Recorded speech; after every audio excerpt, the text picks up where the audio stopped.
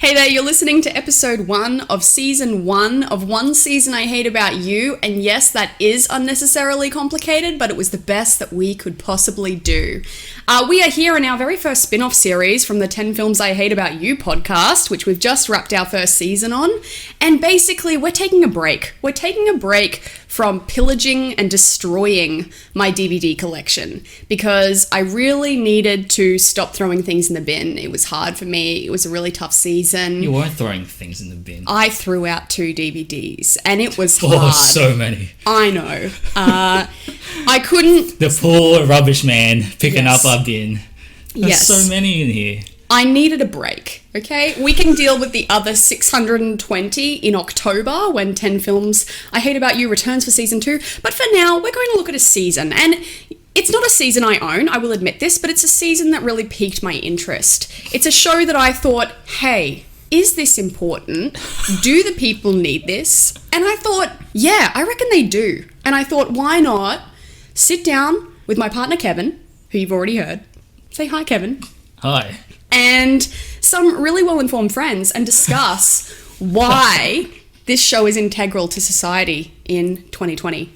So I'm here with Charnstar. Why, hello. And his beautiful wife, Chanelle. Hello. And yeah, we're here to discuss Disney's Pup Academy with you, which is available Airbud Entertainment's Pup Academy. Airbud Entertainment's Pup Academy, available in Australia to watch on Netflix and I believe Disney Plus. But I was surprised it wasn't a Disney Plus exclusive. yeah, maybe it will be. Maybe it'll. I think they figured it out. They need to share this one. I did slightly ruin the future episodes for myself because I knew that on Netflix there were only 12 episodes. Kevin mentioned to me that there were 18 and I had a panic attack because I was like, oh my goodness, I don't know if we can record that many podcast episodes. But no, season 2 appears to have progressed on Disney Plus. On Netflix, we still only have season 1. And that's the season of focus. As I understand, both Google and IMDb thinks that season 1 has 24 episodes. Oh my hat. And they all came out late 2019. Oh.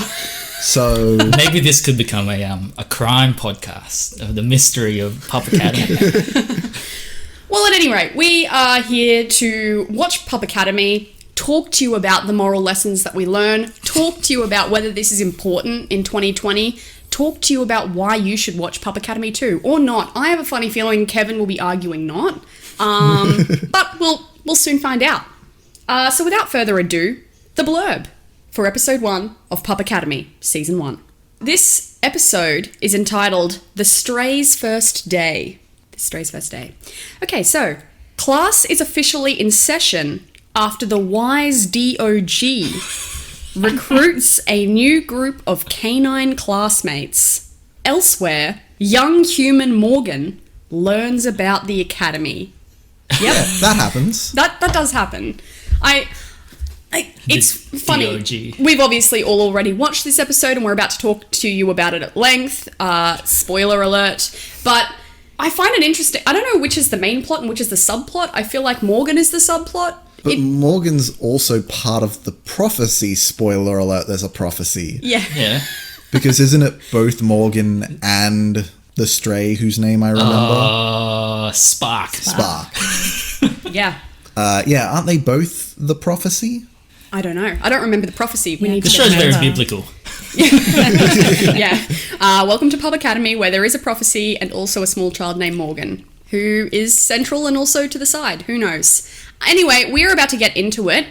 Before we go any further, it's time for us to tell you we've actually invited on another guest to give us our episode recap, a quick recap of what happened in this episode before we dive into the intricate details, I suppose. Now, this special guest is in the target audience for Pup Academy. He is 9 years old. He goes by the Green God, because green is his favourite colour, and Green God is alliterative, I suppose. I assumed he just had like a complex where he's like, oh yeah, I'm a god.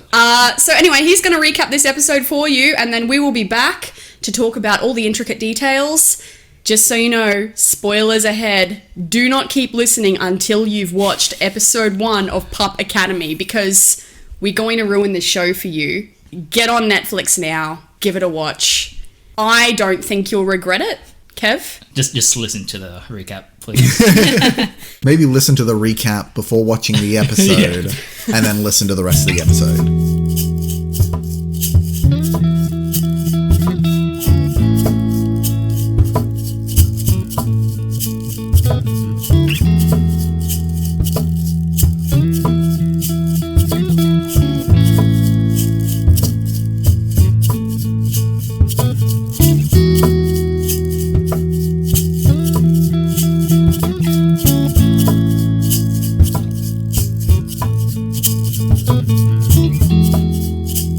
Oh my gosh.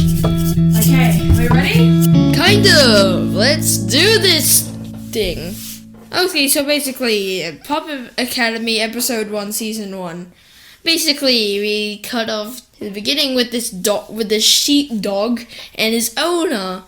And then the sheepdog was gonna go up to the sheep, but then she got afraid. She squealed like really bad. She went back to the barn. This weird husky dude just came in and is like, "You've been chosen to go this academy thing. Take this. It's a collar." And then he goes around giving pups a collar, like this stray dog named Spark, and then this golden dog named, like, it was started with a C, wasn't it? I forgot his name, like Coraline or something. Oh yeah, never mind. And then like goes around giving collars, and then he tells them to go to his fire hydrants when they glow. So the next day they glow, and then they jump into it, and it's like so weird. And then they get teleported to this academy, basically. And then there's this cheerleader named Pom Pom. They give them a tour around with the whole academy. It's so weird. It's like really weird. And then we cut back to the humans. And then, like, it's this kid's first day. Wait, this is way before, yeah. And then there's his grandpa. This kid is, like, his grandpa was, like, one of the, like, workers in this Pup Academy, basically. And then he asked them to to get this dog collar and then hold his hand while they stand in the toilet, and then they spin around and get teleported to the Pup Academy. So weird. Yeah. So basically, they hit Pup Academy and assembly, and then, like, the kid's there. And then the old man's, like, talking to all of them in the assembly, and for some reason, the dogs can understand them. Understand him. And then they talk about this constellation thingy. Like, the first dog protected this kid, basically, and then their love moved the stars and then made a constellation. And when the constellation goes out, there's no man's best friends thing anymore. And then they're like in assembly singing this song. I didn't hear it because it was too cringy. And then and then they're gonna play fetchball. There's this game named fetchball, basically, and like it's like shaped as like the court's just shaped as like a bone. So basically, they're just gonna fire like 2 items in a cannon from this cannon thing, and you have to put them in the correct box or shelf or whatever. And the first team to get every single item in the box wins. So, and then while that's happening, Spark hears that she's a stray, and then she shouldn't be there. So she runs away and tries to go back from the fire hydrant. But then the kid comes up and then gives her collar back because she dropped her collar. She tries to teleport, but then the kid says, "They really need you, Spark." Like sad explaining, like, "They really need you. Without you, they're gonna fail," or something like that. And then, like, she goes back to the court when their team, the Howlers, are losing with the sheepdog, the little dog from before, and the golden dog are, like, losing to the other team with the bully, with this small chihuahua and this big dog. So basically, she comes back in, and then they get more points, but then, like, the golden one's distracted from the cheerleader Pom Pom because he has a crush on her, and yeah. And then they also lose, then Spark helps, and then they set up this massive plan. And then, like, the other team's like, they're setting up a plan. We should get them. Get them, you dumb dogs, the Chihuahua says. And then while they're doing their plan, they basically win the other. Yeah, that's it. That was my really, really bad recap of Pup Academy episode 1. I think I skipped a little bit. I did. So thanks to the Green God for that recap. We're sure that made absolute perfect sense to everyone who hasn't watched Pup Academy.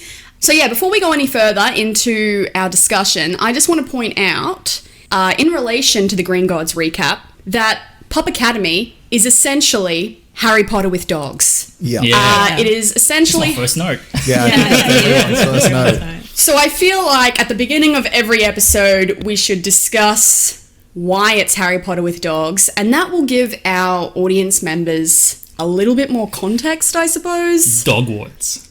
Dogwarts? Wow, that sounds so bad. Yeah. Sounds like a disease. Yeah. More than Hogwarts. So yeah, at the beginning of the episode, we obviously have the Hagrid moment. Yep. Where even though it's the Dumbledore? DOG, it's the Dumbledore. Also, but sorry, Dumbledore. before we go any further, what does DOG stand for? I don't Because know. he's not the headmaster. McGonagall's the headmaster. yeah, weirdly, McGonagall is the headmaster. He's the DOG, Yeah. which we have not been The told original gangster. That explains a lot. But yeah, I don't know if they just use the DOG because it's like DOG. You know what I mean? Like, but who names always- a dog like? They an always acronym? put the Y's before it, the Y's DOG. Oh yeah, they do too. Yeah, so it's some kind of position of power, I suppose. He is the Dumbledore. Dean of Campus. Gambits. Campus. So the DOG is heading out and about. He's finding puppies and giving out, I guess, the letters to Hogwarts, which in this case are collars to Pup Academy. The shiny golden. Collars that Yeah. can't be seen by muggles. Which are humans. Which are humans. Oh. Yeah. And the words that he says are, when you hear the whistle blow and you see the hydrant glow, through the doorway you must go. Because everything has to be a rhyme Yes. in this. Well, he is the DOG. Yeah, of course. I'm The not notorious DOG. I'm not impressed though, because his It's a dog. well, Yeah, his rhyming scheme is AAA. Like it's not woof woof woof. What about the prophecy? Did you at least write down the prophecy, or did none of us think No. to write? Because it took us, like, it was sideswiped us. None of us was expecting a prophecy. Yeah, I was too busy scrolling down all my other notes. But yeah, I suppose at the start, yes, we kind of start with allusion to a prophecy. All these dogs are standing around wearing capes at nighttime. It's reminiscent of the scene where kind of Dumbledore and McGonagall are talking about what Yeah. they're going to do with baby Harry. They're kind of meeting and talking about how they're going to save Pup Academy. Yeah. And Hagrid is there. Hagrid is the human groundskeeper. He got kicked out for being a human, I guess. He wasn't able to do dog magic, Oh my goodness. but he's still able to talk to dogs. Yes. So yes. with him, right? So he's his family was the original boy. I Yeah. think so. Yeah. I think that's what they're implying. Yeah, I think that's what they're implying. I thought they said it at some point. Yeah, I think they did. Yeah. Well, I feel like we should... Let's go through this step by step before we get to the original boy. The Green God talked about it a bit, but we'll go into a bit more detail on that. So, the wise DOG, also known as Dumbledore, is going around handing out all these collars, well, tags. He specifically meets Harry, Ron, and Hermione. Uh-huh. Harry is Spark, a Yeah. stray dog with no owner, an orphan. Very clean stray dog, I must say. Yeah, the cleanest.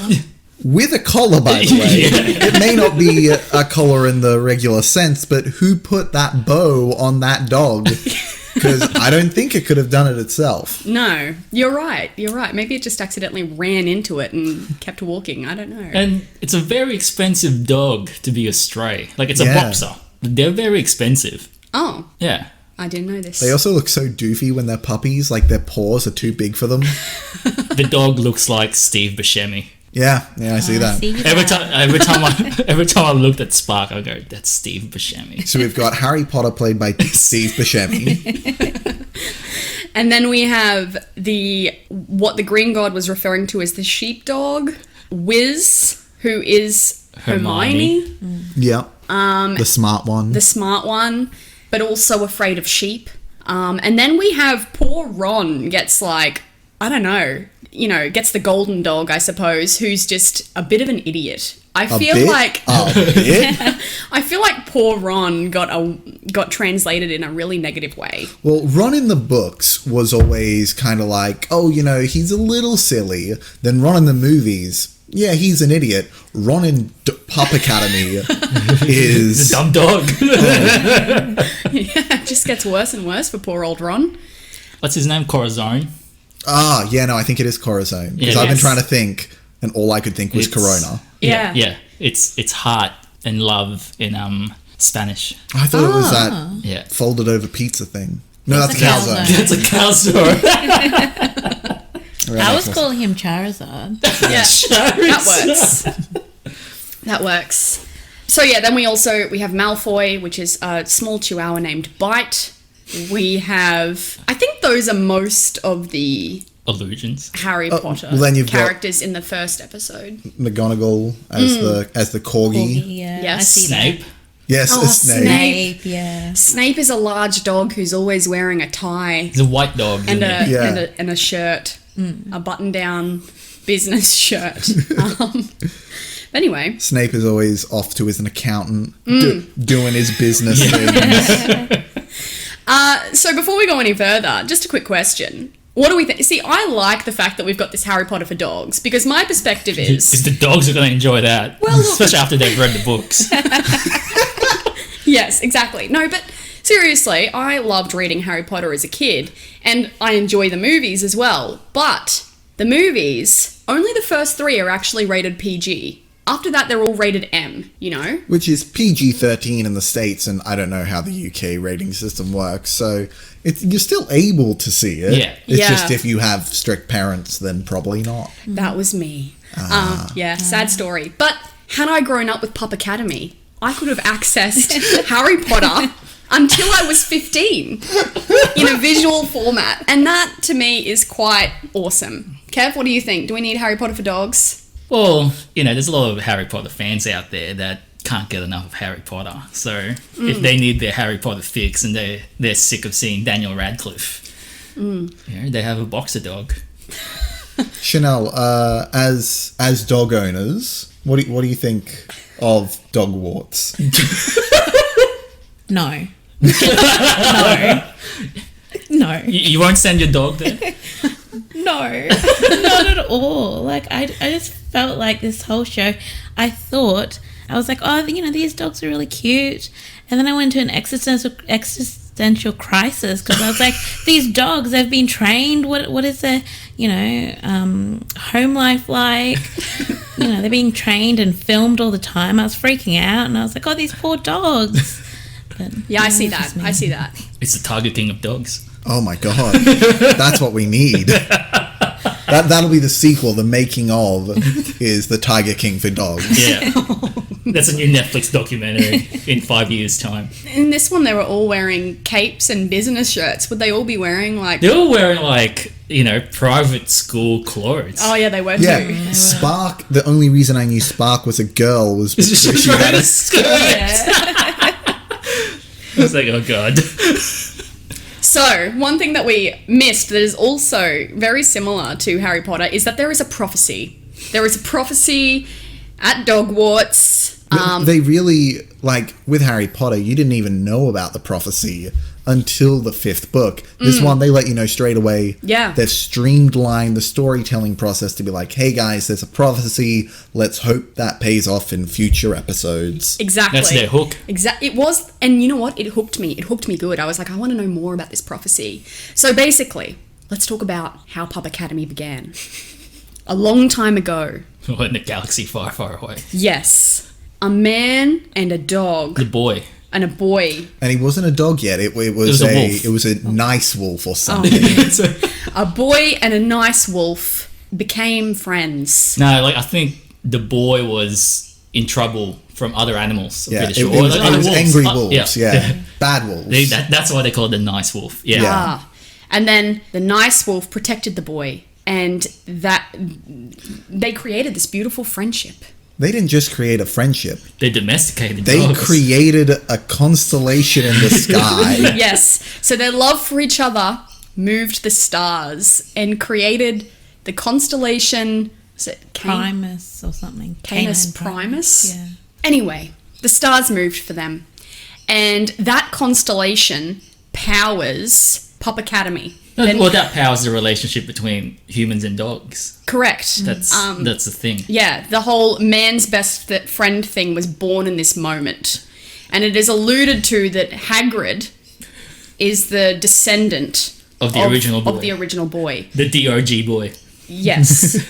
It did not occur to me. Is DOG a Maybe descendant of that because dog? he's a husky. Well, that looks like a dog. Yeah, did we just... Did we just... Oh my We gosh. debunked. We figured out, like, the end of the series. Oh, no. Let's ring Airbud Entertainment.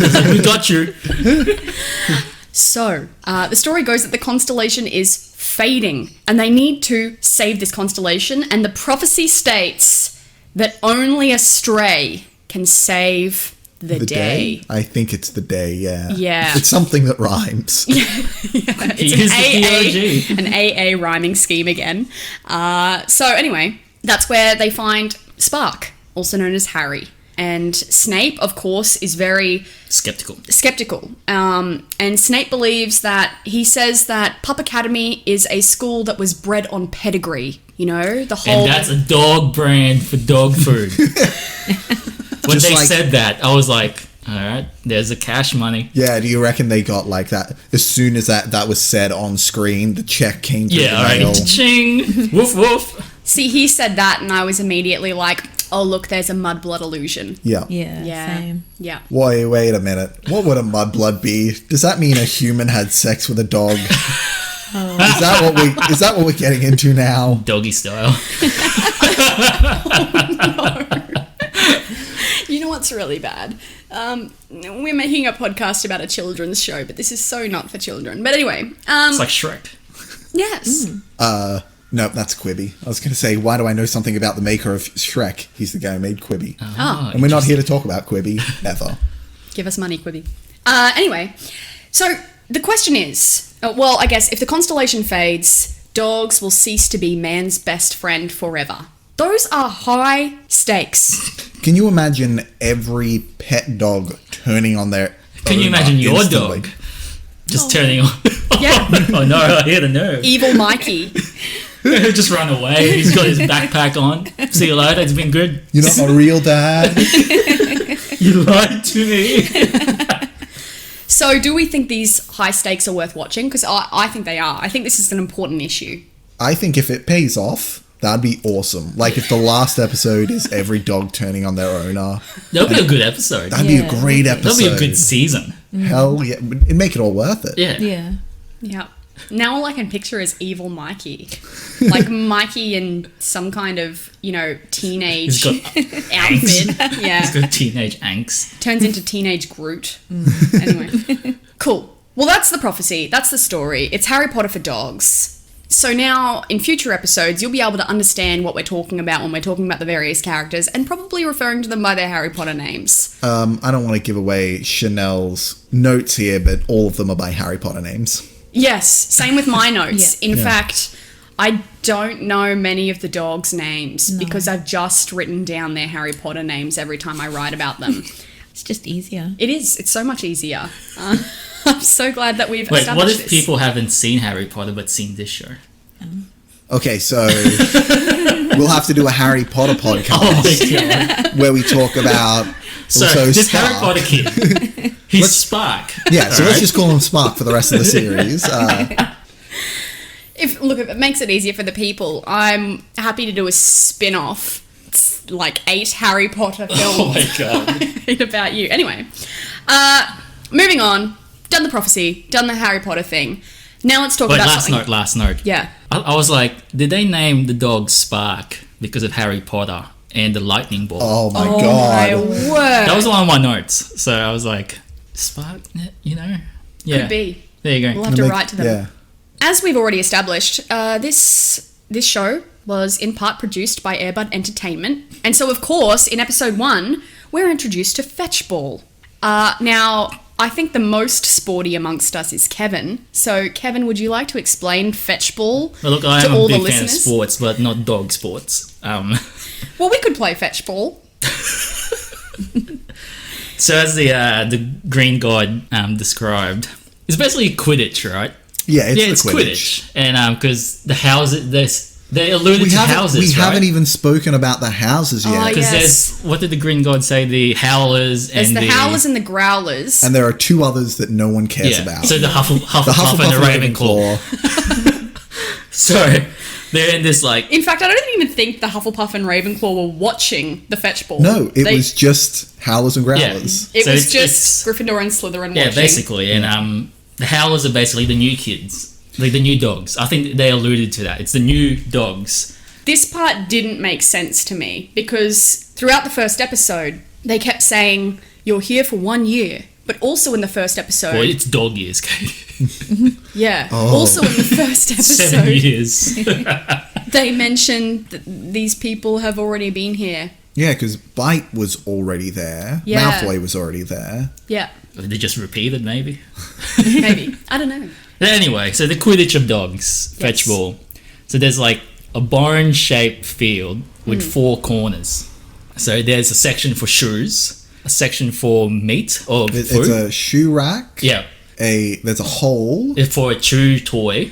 There's a ball. Yeah. and a toy box. Yeah, there you go. So it's categorized, and there's like I just want to point out, you've already lost your first game of Fetchball because the chew toys go in the toy box. crap. Yeah. Bones go into the... Correct. Yeah. There we go. So you No, I'm could- good.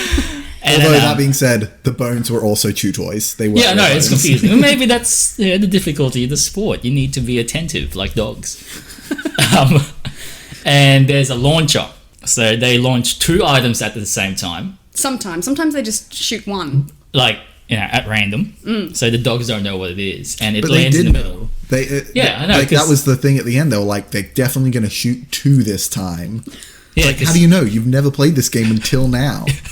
And then, so they shoot it out, and then there's 2 teams, like 2 dogs per team, from what I remember. And then the first dog to grab the item and put it in their corresponding spot gets a point.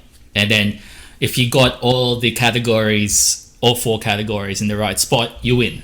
You get a point every time you put an item in the right. Yeah, but then if you get all the 4, that's it. Yeah. It's like catching the golden snitch, basically. Yes. You end the game. I think there are more than 2 players on each team, but it's like Well, I only saw some per are team. meant to like get the item, and some are meant to like be the bludgers. Yeah, so you've got the bludgers, you've got the The Chasers. Seekers. Aces, the Seeker. Yeah, they're all there. Yeah. So it's, yeah.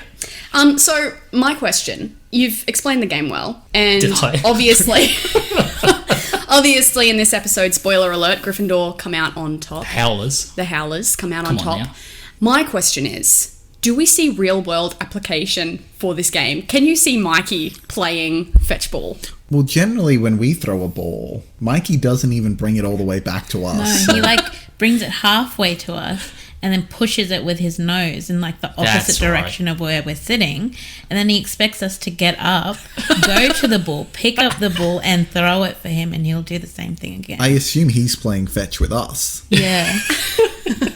But also sometimes he'll just catch it and then run away outside And hide it. So maybe fetchball for humans. Oh, so you're thinking like in 10 years from now when the target audience of this show are now in college. Yeah, they'll be like Quidditch. Yeah, Yeah, they'll be just like Quidditch. They'll, Yeah. they'll all be dressed as dogs. Yeah. They'll have a fetch ball. Correct. The game will sport go for for like furries. 5 minutes max. Yeah. And an actual dog will operate the cannon, Yeah. shooting out the objects. That's true. Yeah. Yeah, so that was a big part of this episode too.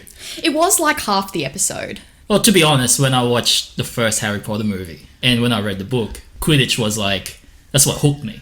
Quidditch was the thing. Yeah, because I was like, this is like basketball. boom, brooms. So yeah, that's fetchable. And as the Green God said, the Howlers won. And they made this very elaborate play. Because, like Charnstar said, it's like, they just knew how to play straight away after like 5 minutes of it. It was a very clever play. One of them played dead, basically. Yeah. Well, it was a good strategy. Got them the WW win. It's very sporty. We haven't even mentioned Pom Pom. Oh, Pom. Yeah. Chanelle loved Pom Pom. Pom Pom, the dog cheerleader. She knows her alphabet. Yeah, and if anyone goes to cheer, she gets really angry at them. Does anybody remember that? It's my thing, alright? There can only be one. We don't have a squad. I'm the only CC cheerleader. My favorite thing is that they've clearly taught the dog how to beg, and that's all it does. Yeah. Is it begs, and then it stands down. Yeah. And its cheers consist of repeating the first letter Twice. And then saying the word. Can't go past it.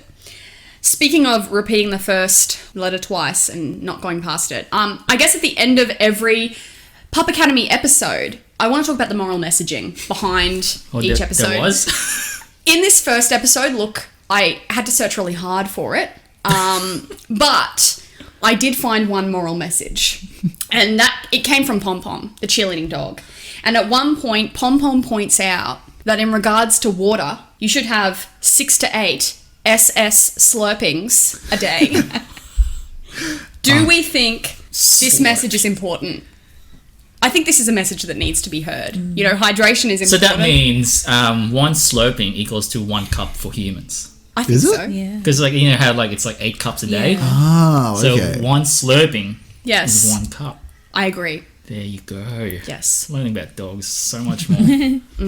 But, it's a very sporty episode, like I said. And the original sporty dog, Airbud, he must have been rolling in his grave right now. Maybe a good thing for dogs.